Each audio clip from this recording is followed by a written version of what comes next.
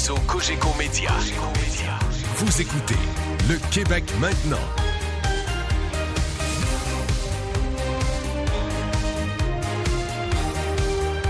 Votre point de repère. Le Québec maintenant. Avec Philippe Quentin. Le ministre des Finances n'est pas capable ou n'a pas le courage ou ose pas répondre clairement à ma question. 1 an après le scandale, si c'était à refaire, est-ce qu'il signerait à nouveau un chèque de 7 millions de dollars aux Kings de Los Angeles? Les 2 matchs auront lieu. Ça me fera plaisir de faire le post-mortem avec vous après l'événement. Alors voilà, c'était un échange à l'Assemblée nationale un petit peu plus tôt cette semaine entre le co-porte-parole de Québec solidaire, Gabriel Dubois, et le ministre des Finances du Québec, Éric Girard. On le sait, c'est un dossier très, très polarisant. Cette subvention de quand même plusieurs millions de dollars là, qui a été donnée pour accueillir ces 2 matchs pré-saison de la Ligue nationale de hockey à Québec. Gabriel Nadeau-Dubois, qu'on vient d'entendre là, dans cet échange, eh bien, est avec nous. Monsieur Nadeau-Dubois, bonjour. Bonjour, M. Quentin. M. Nadeau-Dubois, on sait que vous êtes un grand amateur de hockey. Allez-vous être au centre Vidéotron ce soir avec votre chandail des Kings sur le dos? J'ai pas de chandail des Kings, M. Quentin, mais je vais être bien honnête avec vous, même si j'en avais un. Je ne serai pas là ce soir, j'y serai pas samedi non plus. J'ai pas envie d'encourager un événement qui, sur le plan hockey, est intéressant, hein, que les fans de Québec puissent voir Philippe Danault, Andy Kopitar, toute la bande des Kings jouer. Sur le plan hockey, sur le plan sportif, c'est intéressant, mais sur le plan de la gestion de nos finances publiques, sur le plan de la gestion de l'argent des contribuables québécois, il y a pas mal de consensus au Québec que ça n'a pas d'allure de subventionner à hauteur de 7 millions de dollars. Une équipe de hockey qui, après tout, est millionnaire pour 2 matchs pré-saison. C'est pas une dépense qui est raisonnable. C'est pas une dépense qui est respectueuse des gens qui payent des taxes et des impôts au Québec. Alors, non, je n'irai pas. Bon, le montant en soi n'est pas énorme là, dans l'ordre de grandeur du budget du Québec, mais il y a une valeur de symbole aussi, j'imagine, là, que vous percevez dans cette subvention-là. Bien, 7 millions de dollars, si on le quand on dit 7 millions de dollars, c'est pas beaucoup. Moi, j'ai envie de dire que ça dépend pour qui. C'est vrai que par rapport au budget total du gouvernement du Québec, 7 millions, pour le ministre des Finances, c'est presque du petit change. Mais pour les écoles en ce moment, qui sont pas capables de réparer leurs ascenseurs, les cégeps qui se font refuser des réparations de leur salle de bain parce qu'on nous dit que le budget est serré, bien, ça ferait une différence, 7 millions de dollars. Un groupe communautaire, là, vous lui donnez 7 millions de dollars, il peut faire 15 ans avec ça. Je veux dire, donc, ça dépend pour qui 7 millions, dans la société, ça pourrait servir à des choses beaucoup plus utiles que 2 matchs pré-saison. Mais vous avez bien raison. Au final, c'est surtout cette dépense-là. C'est devenu, je pense, un symbole. Ouais. Un symbole de la mauvaise gestion des fonds publics. Puis, un symbole aussi qu'au Québec, quand on dit qu'il faut serrer la ceinture, ben ça dépend toujours pour qui. Puis, c'est un peu toujours les mêmes qui finissent par se serrer la ceinture. Mais quand vient le temps de payer une fin de semaine à un groupe de millionnaires qu'on aime beaucoup voir sur la glace, hein, mais qui gagnent déjà très bien leur vie, ça vient chercher les Québécois, ça vient chercher les Québécoises, ça vient me chercher moi aussi parce que on gratte les fonds de tiroir en ce moment pour trouver de l'argent pour la santé et l'éducation. Donc, un symbole comme ça, c'est très fâchant. Oui, c'est ça, parce que le 7 millions, là, je pense que s'il n'avait pas été donné à la Ligue nationale de hockey, on ne peut pas dire qu'il aurait été automatiquement investi dans la réfection des toilettes dans nos écoles secondaires non plus. Là, c'est pas des vases communicants comme ça. Non. Alors, il aurait pu être investi pour rénover des arénas en région, pour rénover des terrains de baseball en région. Si on veut investir en sport au Québec, là, nous, on en a des suggestions à Québec solidaire. Là. Il y a des infrastructures sportives partout au Québec qui ont besoin d'amour. Et puis, si on veut voir plus de Québécois dans la Ligue nationale, je pense que la bonne manière, c'est d'investir à la base dans nos infrastructures sportives pour que nos jeunes performent mieux dans des meilleures infrastructures plutôt que de penser qu'avec 2 matchs pré-saison, on va créer un engouement. qui va alimenter le hockey au Québec. Bon, est-ce que vous vous opposez à toute subvention au sport professionnel? Parce qu'il y a un autre dossier, M. Nadeau-Dubois, qui a fait beaucoup jaser au cours des derniers jours, c'est celui de la tenue de la Coupe des présidents, ce grand tournoi international de golf au Royal Montréal dans l'île Bizarre le week-end dernier. Une subvention de 6,5 millions du gouvernement du Québec. Par contre, il faut le dire, c'est un événement qui a attiré beaucoup de touristes, les golfeurs, leur entourage, les gens de la PGA aussi, des touristes américains, des touristes d'un peu partout. Ça, est-ce que c'est le genre de subvention que vous qui vous choque également, ou vous auriez tendance à dire, là, il y a peut-être un rapport qualité-prix qui peut être favorable pour le trésor public? Quand on est en déficit à hauteur de 11 milliards de dollars, quand on a déjà de la difficulté à donner des services publics de qualité, des services de santé et d'éducation aux Québécois et aux Québécoises, quand on est dans un contexte comme ça, la responsabilité du gouvernement, c'est de donner l'exemple puis de s'assurer que chaque dépense est vraiment nécessaire. Parce qu'on n'est pas dans un moment où on a le luxe de se payer du luxe. On est dans un moment où chaque dollar de fonds publics doit être bien dépensé. Et dans un contexte comme celui-là, donner 6,5 millions pour un tournoi de golf professionnel, selon nous, c'est pas une bonne dépense. Après ça, est-ce qu'on s'oppose à Québec solidaire à toute forme d'aide financière au sport professionnel? Non. Il faut qu'on fasse la démonstration, chiffre à l'appui, que ça va profiter à la société québécoise et que les fameuses retombées économiques, ça c'est le mot magique que les politiciens utilisent toujours, qu'on nous démontre, preuve à l'appui, que l'argent qu'on met nous revient en taxes, en impôts, en revenus touristiques. Parce que et cette démonstration-là, elle n'a jamais été faite dans le cas des Kings. Puis entre vous et moi, je pense qu'elle serait impossible à faire. Et même dans le cas du tournoi des présidents, le gouvernement de la CAQ n'a jamais fait la démonstration que ces retombées-là allaient tant nous enrichir collectivement. Moi, je vais vous dire, j'ai l'impression qu'il y a en ce moment au pouvoir, au Québec, des gens qui, au gré de leurs intérêts personnels ou de leurs relations personnelles ou de leur affection envers un sport plutôt qu'un autre, se permettent de signer des chèques avec l'argent des Québécois et des Québécoises. Et il n'y en a pas de processus clair, il n'y en a pas de grille d'évaluation pour savoir on est-tu vraiment en train de bien dépenser l'argent. C'est des dépenses qui sont arbitraires, qui sont faites sans qu'il n'y ait aucun processus rigoureux. Puis le prochain budget, ça va être un budget d'austérité. Tout le monde le sait au Québec. Ça va être dur à avaler pour les Québécois et les Québécoises parce qu'ils ont vu leur gouvernement dans les 2 dernières années dépenser pour toutes sortes de choses qui sont pas, qu'on aime le golf ou le hockey ou pas, on peut pas argumenter que c'est des besoins de base auxquels l'État doit subvenir pour les citoyens et citoyennes. Merci beaucoup, M. Nadeau-Dubois. Ça m'a fait plaisir, M. Quentin. Bonne journée. Gabriel Nadeau-Dubois est co-porte-parole de Québec solidaire. Le Québec maintenant. Avec Philippe Quentin.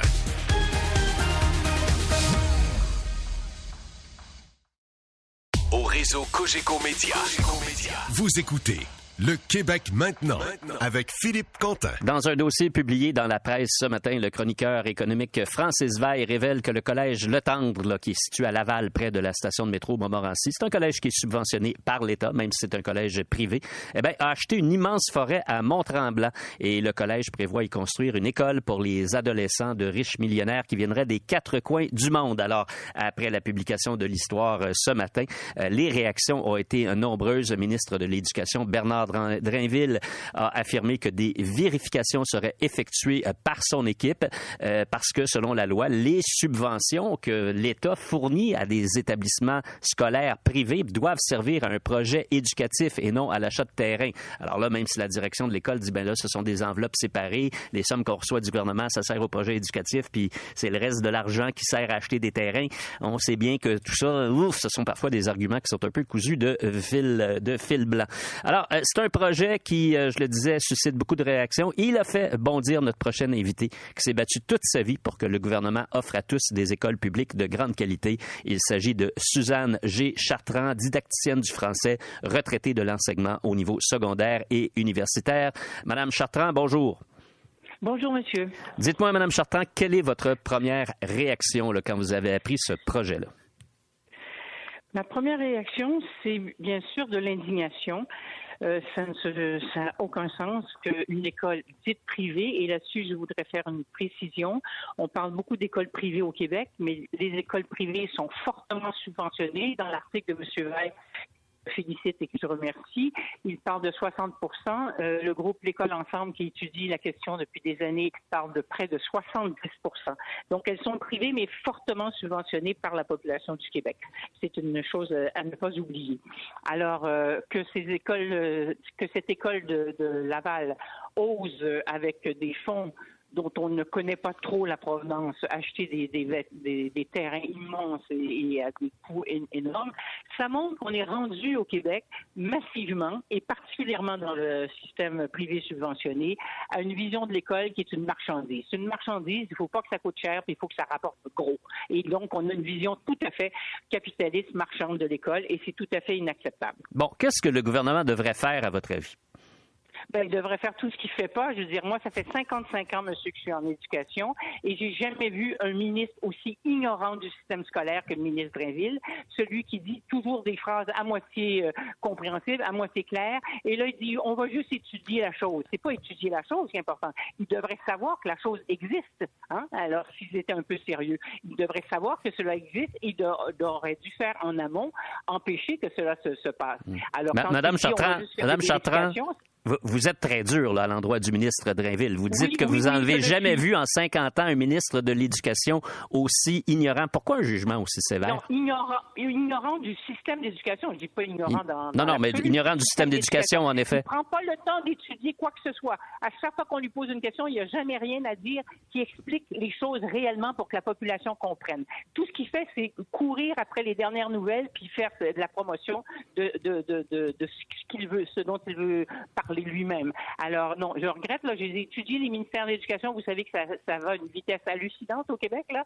C'est en une moyenne de 1,5 à 2 ans par ministre depuis à peu près 40 ans. Mais celui-là,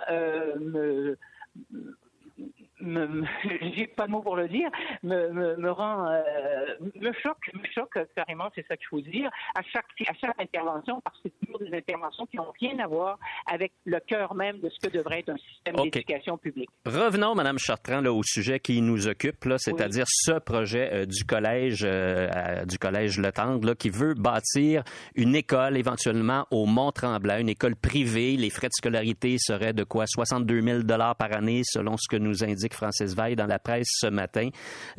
Donc, ça serait une source de revenus très certainement pour le collège Le Tendre. Des gens qui disent, hey, c'est un beau projet, un projet où le collège pourrait faire de l'argent, financer l'éducation, avoir encore plus de ressources. Pourquoi on s'oppose à ça? Alors, qu'est-ce que vous répondez à des gens qui diraient ça? Mais est-ce qu'on sait que ce collège-là va faire une éducation de qualité pour tous?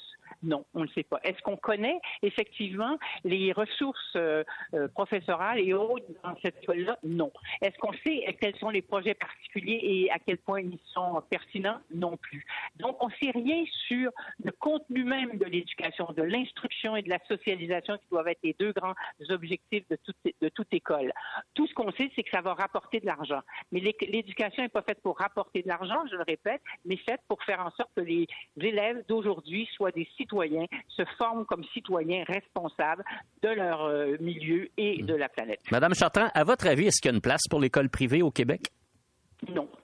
Alors, et comme l'École Ensemble le dit, les écoles privées qui veulent demeurer privées, comme il y en a en Ontario et dans plein de pays, peuvent le faire, mais à ce moment-là, il n'y aurait absolument pas de subvention de l'État québécois, donc de la population québécoise, d'une part, et celles qui voudraient entrer dans le système public pourraient entrer dans le système public, moyennant un certain nombre de conditions pour devenir des écoles publiques réelles à l'intérieur de quelques années. Donc, la possibilité existe, elle est là, elle est proposée depuis plusieurs années déjà, et donc, si elles ne le font pas, c'est qu'elles continuent à considérer qu'elles vont former l'élite de demain, l'élite, c'est-à-dire les gens qui ont les moyens de payer pour éduquer leurs enfants, mais aussi les gens qui n'ont pas les moyens. Plein de gens d'origine étrangère qui veulent que leurs enfants aient le meilleur et donc optent pour les... Je leur demande, est-ce que vous savez en quoi ces écoles... Madame Chartrand, à quelle école publique? Madame Chartrand, bon, de toute façon, on arrive à la fin de l'entrevue, mais malheureusement, la communication est plus difficile là vers la fin. La ligne a coupé à quelques reprises, alors c'est plus difficile de suivre l'essence de votre propos, mais je pense que vous avez été très clair depuis le début, alors je vous remercie d'avoir été avec nous.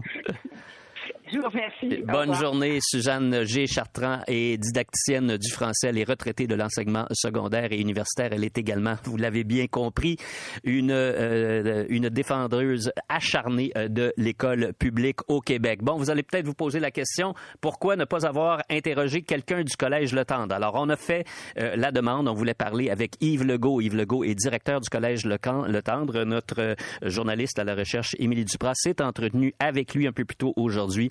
Monsieur Legault a préféré ne pas répondre aux questions en ondes. Il dit qu'il n'a pas eu de bonnes expériences avec les médias.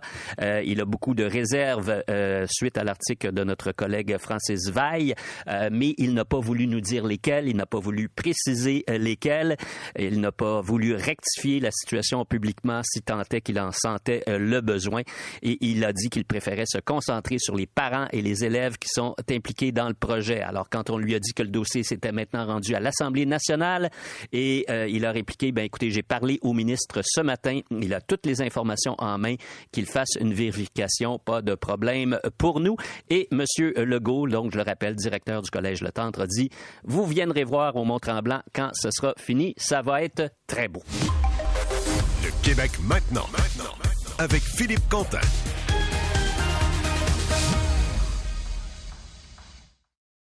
Au réseau Cogeco Média.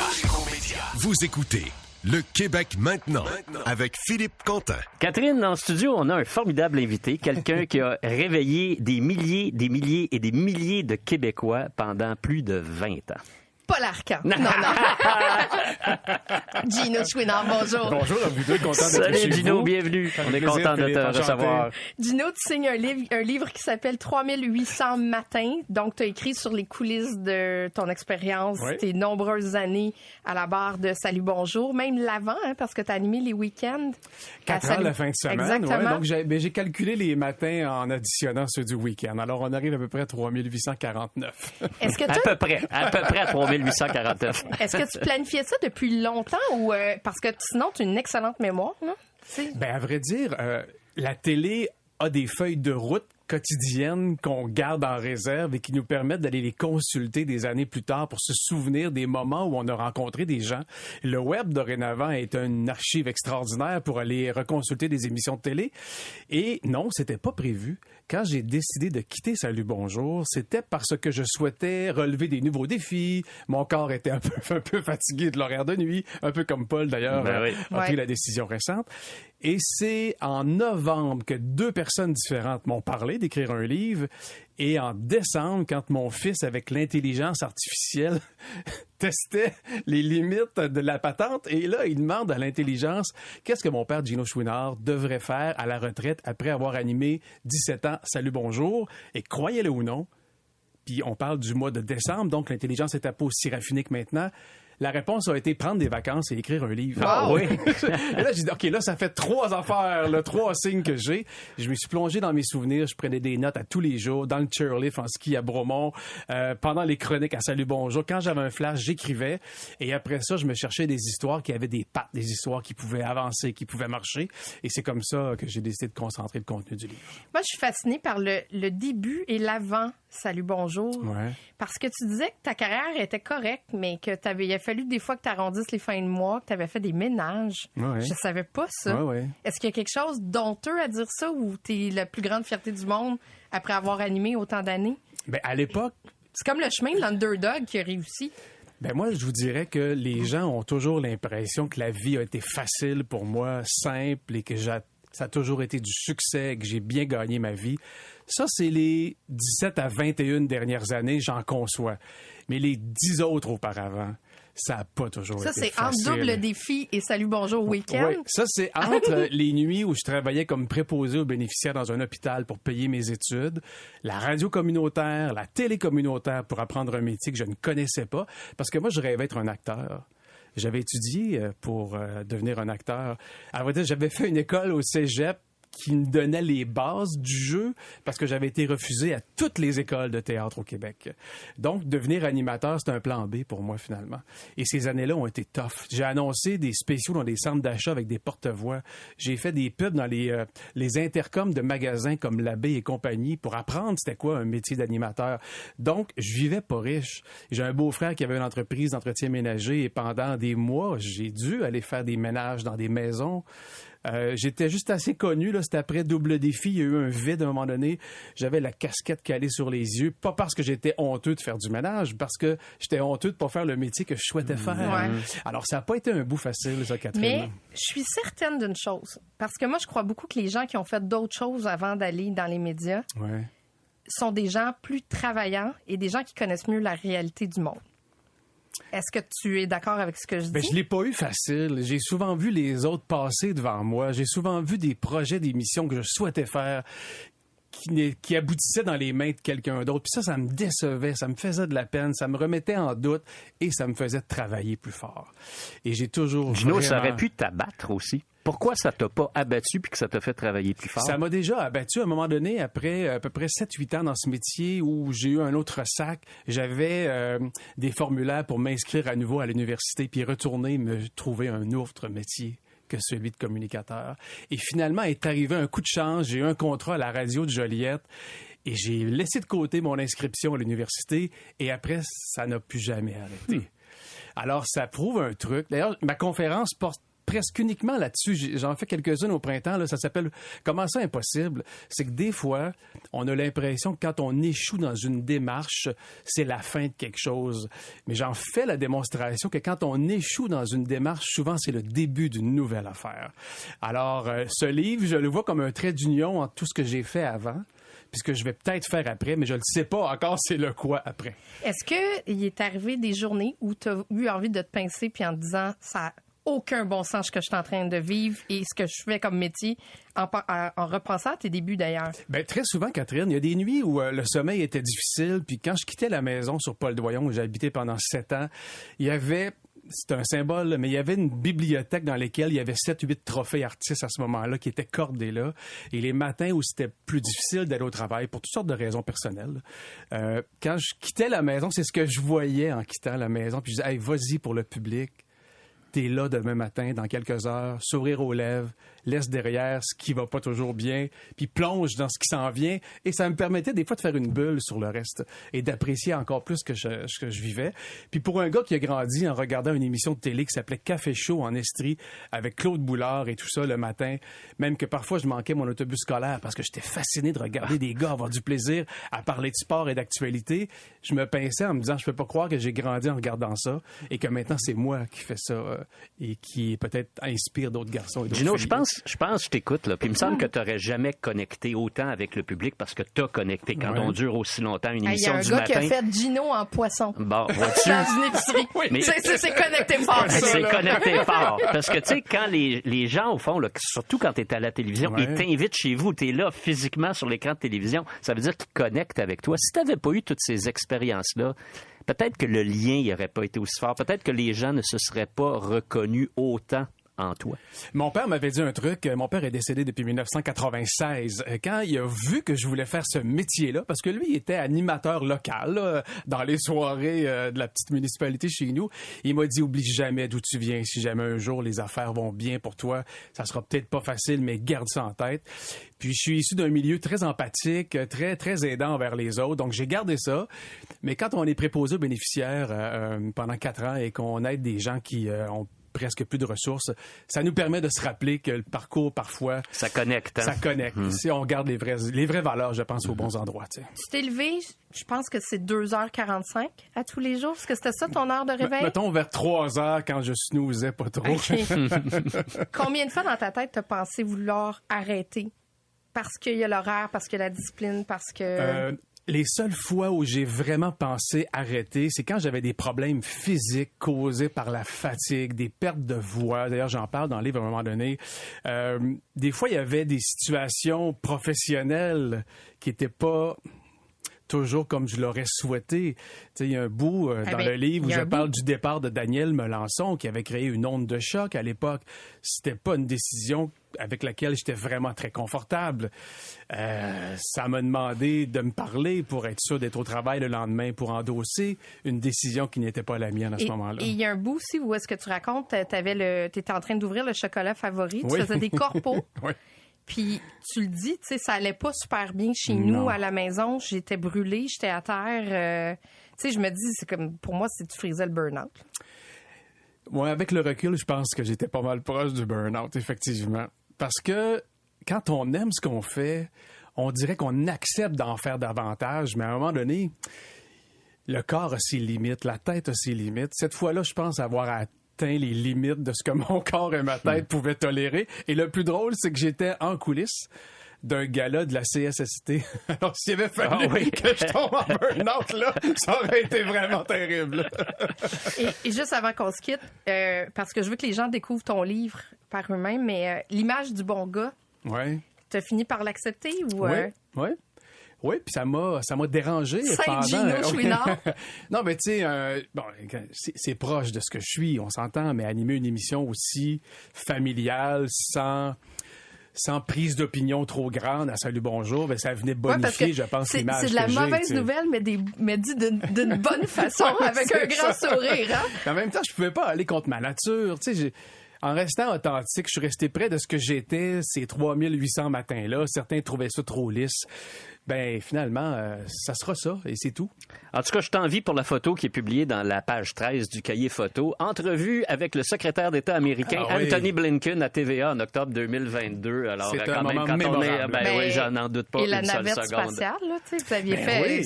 C'est incroyable, ça, une entrevue en direct avec la navette spatiale. Tu vois le visage de la recherchiste, c'est comme assez fier de son coup. Hey, c'est vraiment Gino. Un très beau livre. Gino Chouinard en collaboration avec Nicolas Forget. Ça s'appelle 3800 matins. C'est publié aux éditions de L'Homme. Bon succès, Gino. Merci de nous avoir visité. Merci, Philippe. Merci, Catherine. Plaisir. Au réseau Cogeco Média. Vous écoutez Le Québec maintenant avec Philippe Quentin. J'accueille avec plaisir le chef du Bloc québécois, Yves-François Blanchet. Bonjour, M. Blanchet. Bien le bonjour. Est-ce que vous avez écouté notre discussion sur l'école privée versus l'école publique?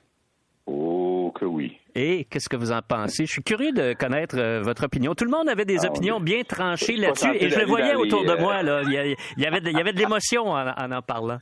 Oui, ben c'est toujours ça, le débat sur l'école privée versus l'école publique. C'est très provincial, fait que je fais très attention. Moi, je suis un produit de l'école publique et content de l'être. Je comprends des parents qui disent, écoutez, je comprends tout votre débat puis la nécessité d'une bonne école publique. C'est mon enfant, j'en aurai pas d'autres. Je vais leur donner le meilleur pareil. Ces gens-là, est-ce qu'ils décrochent de leur support à l'école publique et des efforts pour améliorer l'école publique? L'école publique, j'espère que non, parce qu'une société ne peut pas abandonner ça, parce que, ultimement, malgré des aménagements, les racines de l'école privée sont dans une forme d'inéquité sociale quand même. Vous trouvez? Ben, je pense qu'historiquement, mais je suis pas un anti-école privée en ceci que j'ai toujours dit, lorsque j'étais député dans une région où il y avait des écoles privées, on ne peut pas arracher l'organe. On ne peut pas dire ça n'a jamais existé, ça ne mérite pas d'exister. Donc, il y a une histoire, c'est complexe, c'est émotif, ça touche aux enfants. Il y a toute une réflexion à faire. Il ne faut pas être dogmatique, il ne faut pas être idéologique. Et ça fait tellement longtemps que je ne me suis pas penché là-dessus que je ne me considère pas comme très compétent pour reprendre le débat maintenant. Mais ça me touche comme n'importe qui d'autre. Ah oui. Tous mes enfants sont passés par l'école publique. Et ils étaient très performants. Donc, je pense que l'école publique peut encore être une alternative ou encore un choix ou une option. Parfois, tu n'as pas le choix, là, de belle qualité. On est un peu en train d'échapper l'école publique lorsque tes enfants vont à l'école et qu'ils ne veulent pas dire c'est qui a brisé le vélo dans la journée.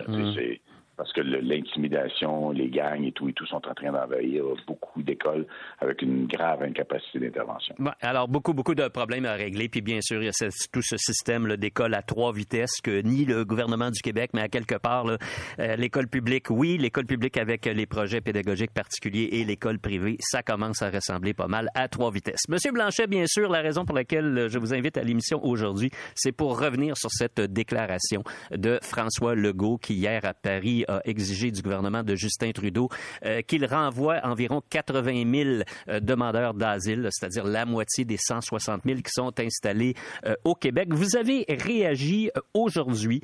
Dites-nous votre position là-dessus. En fait, Le Bloc québécois promeut ce qu'on appelle l'immigration réussie. Et depuis qu'on a amené cette terminologie-là, je suis très confortable. On veut que les gens qui viennent au Québec, en toute connaissance de cause, je m'en viens au Québec, ou je dois fuir quelque part, je me retrouve au Québec.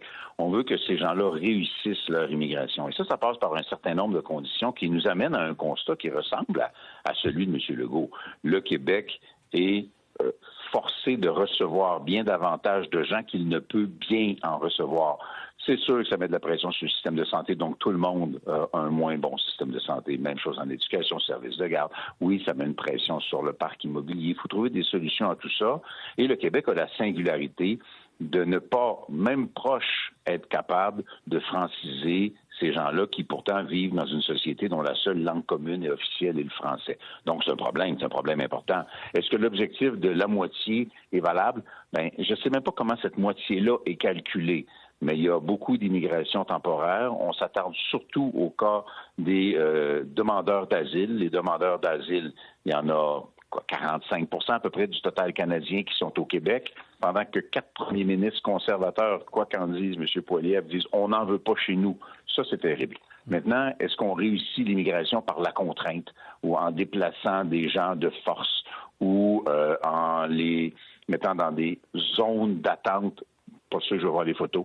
De ce genre de notion-là, moi, ça m'a mis très, très mal à l'aise au point que j'ai pris l'initiative de réagir en disant, même si on peut partager des objectifs dans l'intérêt de la nation québécoise qui veut bien réussir l'accueil des immigrants, il y a des enjeux de quantité, il y a des enjeux d'argent, mais dans les moyens, si on veut forcer quelqu'un à faire quelque chose, bien, qu'on force les provinces canadiennes à recevoir et à bien recevoir un ratio, un nombre proportionnel à leur population au sein du Canada, plutôt que de forcer les gens à être déplacés vers des endroits qui disent ne pas en vouloir. Voilà, c'est cette notion là, de déménagement forcé, d'expulsion en quelque sorte. Je pense que ça heurte beaucoup de gens et il me semble que c'est un peu étonnant que M. Legault soit allé aussi loin dans cette prise de parole.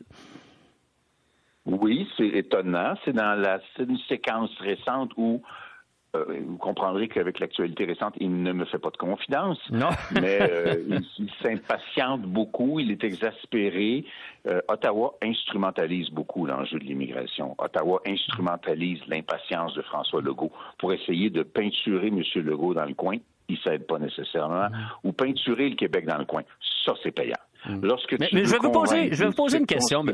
Monsieur Blanchet, je veux juste vous poser une question. Vous dites que Ottawa, instrumentalise tout ça. Puis je comprends très bien où vous en êtes avec ce propos-là. Mais vous ne pensez pas à quelque part aussi que Québec instrumentalise aussi toute cette notion-là? Quand on dit que le système de santé, ça ne fonctionne pas parce qu'il y a trop d'immigrants puis qu'on n'est plus capable de fournir le service, les profs, c'est beaucoup l'immigration, la crise du logement, c'est l'immigration.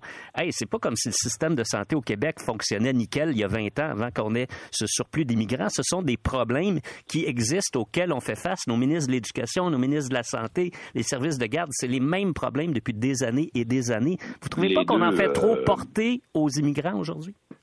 Je vais répondre aux deux. D'abord, instrumentaliser l'immigration de la part des libéraux, c'est très idéologique, quoiqu'à l'heure actuelle, les conservateurs et les libéraux sollicitent les mêmes clientèles issues de l'immigration et souvent minorités religieuses dans le Grand Toronto, parce que c'est là que la prochaine élection va se jouer. La manière de séduire ces gens-là, c'est de promettre davantage d'immigration dans leurs communautés respectives et bien sûr de fabriquer l'image d'un Québec tellement épouvantable sur lequel on peut taper allègrement.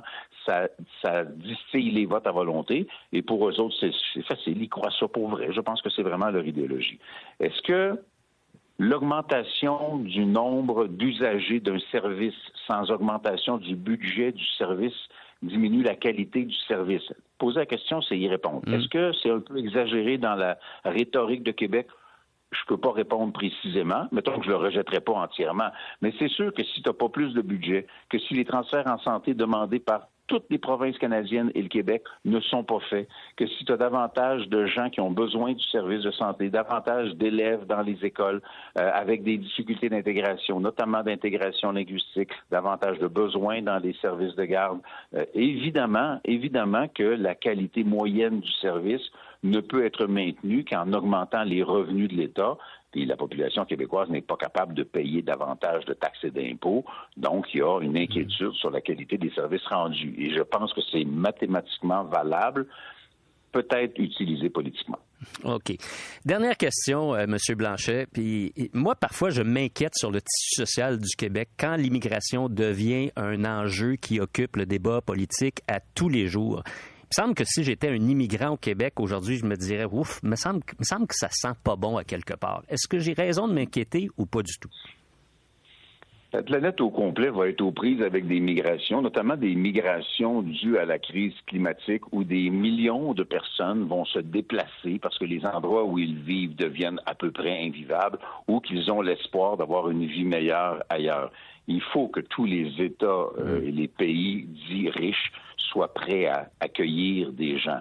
Maintenant, il faut le faire de façon lucide. Et lorsqu'on tombe dans un débat où on peut, en effet, instrumentaliser, créer une rhétorique contre la notion même d'immigration, ce dont je m'abstiens, mais j'ai vu des gens qui s'identifient aux mêmes idées que moi, être pas mal plus sévères que moi. Moi, je suis ouvert à une immigration généreuse avec pour seule condition qu'elle soit réussie. La population du Québec est d'origine bien sûr française, mais écossaise, irlandaise, grecque, italienne, Europe de l'Est, haïtienne, un peu partout pendant longtemps. Ça a fonctionné et on a créé une nation québécoise qui est unique, qui est différente de tout. Mais il est vrai qu'il y a une limite à la capacité d'intégration lorsque l'outil fondamental, qui est la langue commune, n'est pas maîtrisé, ou même éventuellement qu'il est méprisé, des gens qui disent « je ne veux rien savoir de ça ». Là, on est en train d'échapper quelque chose. Est-ce que la manière, c'est de les pointer du doigt? Je ne crois pas. Est-ce que la manière, c'est d'avoir une conversation puis de trouver les bonnes ressources? Certainement. Et la meilleure manière pour que le Québec cesse de craindre sa capacité de réussir l'immigration, c'est qu'il ait tous les outils en main pour réussir l'immigration. Le premier ministre du Québec avait dit lors de la dernière campagne électorale qu'il voulait faire un référendum sur le rapatriement de tous les pouvoirs en immigration. On est très loin de là lorsqu'on parle de simplement réduire de moitié le nombre d'immigrants temporaires. Mais moi, je soutenais cette idée-là. La nation québécoise, qui aurait tous les outils en main pour gérer sa propre immigration, aurait moins à craindre les effets d'une immigration gérée non seulement tout croche ou de façon conflictuelle entre Ottawa et Québec. Merci beaucoup, M. Blanchet. Ben, ça a été un plaisir. Je vous souhaite une bonne journée. Yves-François Blanchet est chef du Bloc québécois. Au réseau Cogeco Média.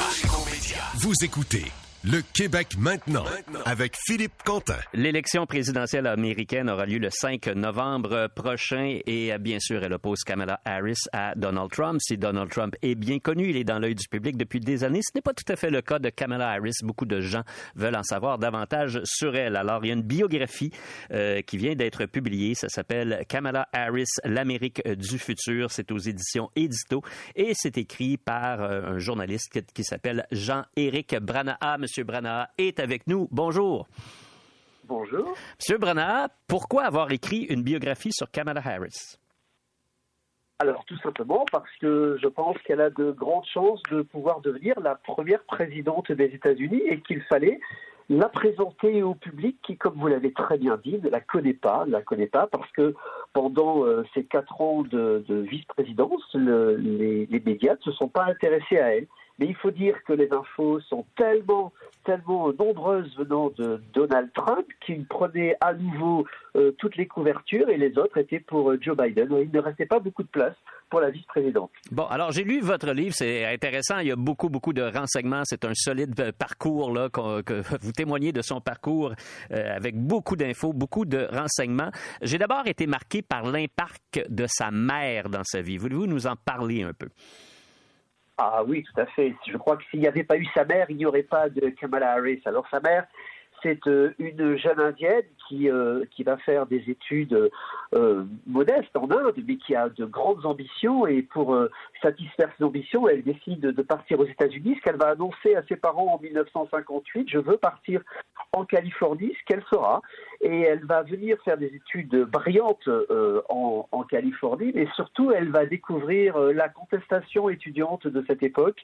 Les années 60 sont très bouillonnantes, pas uniquement en Californie d'ailleurs, il faut le dire. Non. Mais cette jeune émigrée aux États-Unis va rentrer dans la contestation, puisque elle-même venant donc d'Inde, où on avait déjà connu la contestation vis-à-vis de la Grande-Bretagne, elle va rentrer dans cette idée que eh bien, il faut plus d'égalité pour les gens en fonction de leur couleur, de leur origine, qu'il y a des choses à faire parce que l'Amérique est traversée à ce moment-là par la ségrégation, par le racisme et par une inégalité flagrante que les jeunes vont essayer de renverser. Et c'est ça qui va façonner Kamala Harris. Alors pas uniquement sa mère, son père aussi est là-dedans, mais sa mère va être le guide puisque ses parents vont se séparer très vite. Et c'est vrai que Kamala Harris va rester dans les langes de sa mère, si je peux le dire ainsi. Oui, et elle reste éloignée de son père aussi, son père qui s'appelle Donald Harris. Ce qu'on connaît de lui, c'est pour beaucoup de gens, c'est ce que Donald Trump a dit à son propos là, pendant la campagne électorale.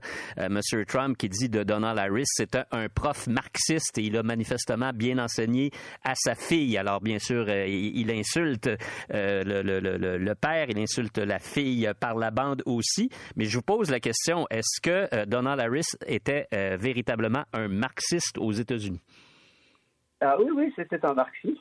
Donald Harris, le père de Kamala, qui est jamaïcain, qui est professeur d'économie, qui a un engagement, lui, qui est tourné davantage dans la lutte contre la pauvreté. Alors, c'est pas uniquement de l'identitaire. Ce qui le fait bouger, c'est que l'activisme social est plus important que la diversité culturelle. Et c'est une nouvelle facette qui forme la personnalité de Kamala Harris. Elle a les deux. Elle se bat à la fois pour l'identité et pour cet activisme social. C'est pour rester sur le sujet de votre question. C'est quelqu'un qui va avoir un parcours aussi très brillant puisqu'il sera professeur à Harvard et donc parce que d'abord il s'est éloigné de la Californie en étant professeur à Chicago, eh bien le couple avec la maman de Kamala va se diliter et puis finalement ils vont finir par se séparer. Lui va former sa vie un petit peu tout seul. Il aura ses deux filles pendant les vacances. Et il veut leur montrer la Jamaïque, la vie qu'il a eue sur place, leurs origines, donc pour qu'elles connaissent un petit peu leur histoire. Mais la perte de lien va se faire, comme ça se fait malheureusement très souvent dans les divorces, et elle sera de plus en plus distante vis-à-vis de son père, au point que quand elle fera sa première biographie, quand elle va devenir procureure en Californie, elle ne citera pas son père. Donc elle n'est que la fille de sa mère, et ça fait partie des points sur lesquels j'insiste dans ce livre parce que il semble qu'il y ait un manque, tout en voyant que son père est très présent, et je pense que ça vous a frappé aussi dans le livre, même si sa mère apparaît effectivement comme la figure tutélaire, mais le père et cette absence du père est quelque chose qui marque également chez Kamala Harris. Vous parlez également de son séjour à Montréal, à Kamala Harris. On sait qu'elle a fait des études au niveau secondaire à Montréal. Vous appelez ça l'interlude canadien, bien sûr. Et le regard qu'on jette après avoir lu les pages que vous y consacrez, c'est que Kamala Harris n'a pas été très heureuse à Montréal. Ah, je crois pas. Je crois qu'elle a été très heureuse. Je dirais moi qu'elle a eu très froid. C'est pas tout à fait la même chose.